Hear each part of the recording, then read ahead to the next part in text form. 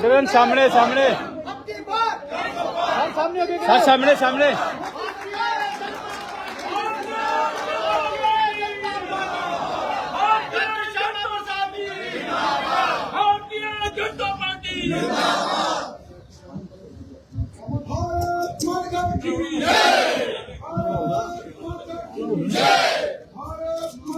सामने दिखो ना, राणा साहब सामने।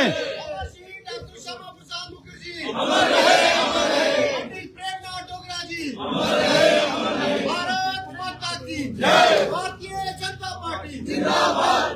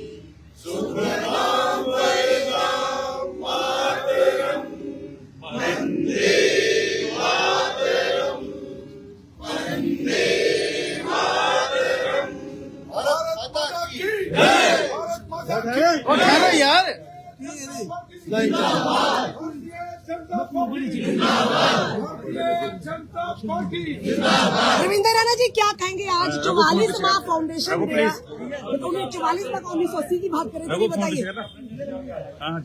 भारतीय जनता पार्टी के पावन स्थापना दिवस 6 अप्रैल के इस पावन दिवस की सभी देशवासियों को तथा भारतीय जनता पार्टी के करोड़ों कार्यकर्ताओं को हार्दिक बधाई एवं अनंत मंगल कामनाएं। 6 अप्रैल 1980 को अटल बिहारी वाजपेयी साहब के नेतृत्व में भारतीय जनता पार्टी की स्थापना हुई थी और इससे पूर्व हमारा संगठन जनता पार्टी के नाम से और उससे पूर्व भारतीय जनसंघ के नाम से जाना जाता था। जनसंघ का विलय और जनता पार्टी का विलय 6 अप्रैल सन 1980 को भारतीय जनता पार्टी में हुआ और उस दिन भारतीय जनता पार्टी की स्थापना हुई थी। आज भारतीय जनता पार्टी के कार्यकर्ताओं की मेहनत, अथक प्रयास और भारतीय जनता पार्टी के असंख्य कार्यकर्ताओं के त्याग, तपस्या और बलिदान का यह परिणाम उसका परिणाम है कि दुनिया की सबसे बड़ी राजनीतिक पार्टी के रूप में भारतीय जनता पार्टी की सदस्यता है। 20 करोड़ के आसपास भारतीय जनता पार्टी के रजिस्टर्ड मेंबर्स हैं और हमें इस बात की खुशी है कि न केवल भारत में बल्कि दुनिया की सबसे बड़ी पॉलिटिकल पार्टी का श्रेय भी भारतीय जनता पार्टी को जाता है। भारतीय जनता पार्टी का प्रत्येक कार्यकर्ता देश और समाज के प्रति समर्पण के भाव से काम करता है।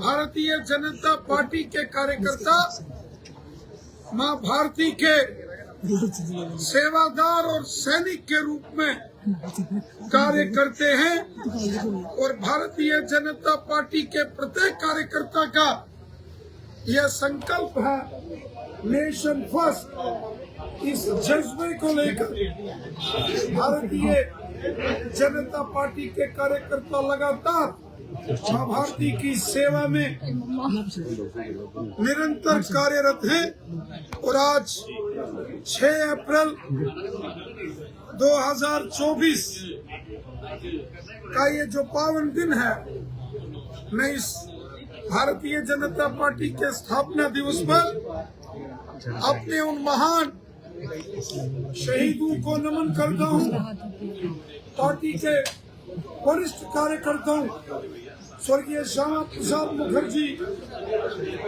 पंडित दीनदयाल उपाध्याय जी, स्वर्गीय अटल बिहारी वाजपेयी साहब, पंडित प्रेमनाथ डोगरा जी, डॉक्टर बलदेव जी, ऋषि कुमार कौशल साहब के साथ साथ असंख्य भारतीय जनता पार्टी के कार्यकर्ताओं को नमन करता हूं और भारतीय जनता पार्टी के उन सभी कार्यकर्ताओं को नमन करता हूं जिन्होंने अपने जीवन का हर एक पल पार्टी और समाज के लिए कार्य करते हुए सेवा भाव से कार्य किया। ये उन्हीं कार्यकर्ताओं की मेहनत का परिणाम है कि आज भारतीय जनता पार्टी विश्व की सबसे बड़ी राजनीतिक पार्टी बनकर उभरी। रैना साहब, इस समय चुनाव जो है उसका बिगुल भी जो है वो बढ़ चुका है, नामांकन भरे जा चुके हैं, लेकिन जो सूत्र बता रहे हैं, जो खबरें इस वक्त बाजार में गर्म है कि भारतीय जनता पार्टी राजौरी अनंतनाग सीट से चुनाव नहीं लड़ेगी, इस पर आप क्या कहें? Bharatiya Janata party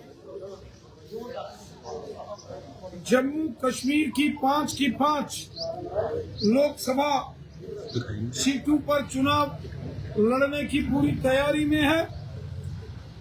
Jammu Reasi parliament seat पर भारतीय जनता पार्टी के उम्मीदवारों की घोषणा और उधमपुर कठुआ डोडा पार्लियामेंट सीट पर भी हमारे उम्मीदवार की घोषणा हुई है।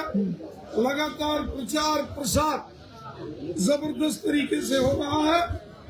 जम्मू रियासी पार्लियामेंट सीट और उधमपुर कठुआ डोडा की पार्लियामेंट सीट बीजेपी प्रचंड बहुमत के साथ जीतेगी।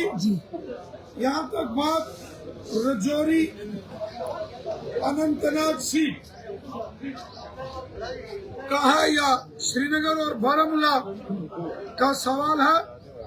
भारतीय जनता पार्टी अनंतनाग राजौरी पुंछ की सीट और अन्य 2 सीटों पर भी चुनाव लड़ने के लिए पूरी तरीके से तैयार है।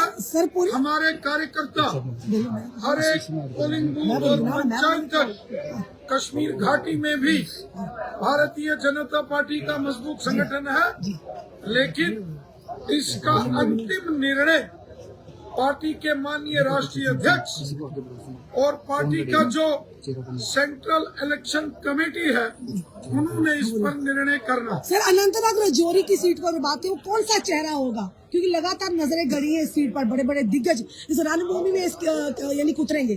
क्या लगता है रविंदर रैना होंगे अगले चरण? अनंतनाग राजौरी पुंछ की जो पार्लियामेंट सीट है वहाँ भारतीय जनता पार्टी का जबरदस्त दबदबा है। अनंतनाग हो, बीच बिहाड़ा श्री गुफवाना हो, पहलगाम, कुकरनाग, डोरू, शाहबाद का एरिया हो, अनंतनाग वेस्ट, अनंतनाग शहर, काजीकुंड, देवसर, कुलगाम, नूराबाद, दमाल, हाजीपुरा या सैनिकपुरा शोपियान का एरिया हो, या फिर राजौरी पुंछ में नौशहरा, राजौरी, करहाल, बुद्धल, थाना मंडी, मंजाकोट, सुरनकोट, मेंढर, पुंछ, मंडी, लोहन, सब्जिया का क्षेत्र हो या चंडीगढ़, ओशाना का क्षेत्र हो, अनंतनाग भारतीय रजौरी। जनता पार्टी अनंतनाग रजौरी पर सीट पर नजर सर चेहरे पर चेहरे पर आए। चेहरे सर चेहरा कौन होगा? सर चेहरा कौन होगा ये बताइए। अनंतनाग रजौरी, अनंतनाग रजौरी रविंद्र चेहरा रैना- कौन होगा? चेहरा कौन होगा? उम्मीदवार का ऐलान करेगी वो भारतीय जनता पार्टी का विजयी ऐलान होगा। क्या रविंद्र रैना वो चेहरा होंगे? विजय चेहरा रविंद्र रैना होंगे। पार्टी का अध्यक्ष होने के नाते से मुझे जम्मू कश्मीर की चेहरे पर स्माइल दिख रही है सर। 5 लोकसभा सर चेहरे पर खुशी आ गई अनंतनाग रजौरी के नाम अनंतनाग से लेते सर अनंतनाग राजौरी पुंछ से रविंद्र रैना को लेकर आवाजें उठ रही हैं, इस पर क्या कहेंगे? पर चेहरे की खुशी साफ बता रही है कुछ है।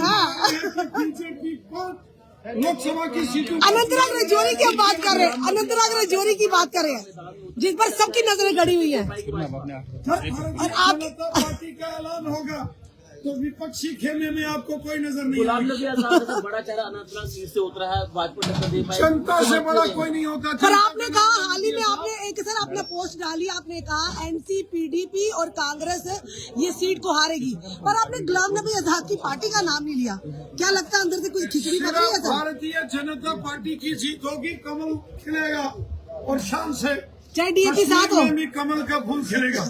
सर, डीएपी साथ है आपके? गुलाम नबी आजाद को साइड से भाजपा सपोर्ट करने जा रही है। देखिए हम स्वयं चुनाव लड़ने की तैयारी में हैं। सीट में भारतीय जनता पार्टी का सबसे मजबूत दबदबा है घमासान ये भी और हम जीतेंगे और ये घमासान होगा। हम ये सीट जीतेंगे। किसके बोला ना? ये किसके बोला? अनंतनाग, कुलगाम, शोपियान और रजौरी पुंछ की आवाम की मदद से, लोगों की सपोर्ट से भारतीय जनता पार्टी ये सीट जीतेगी।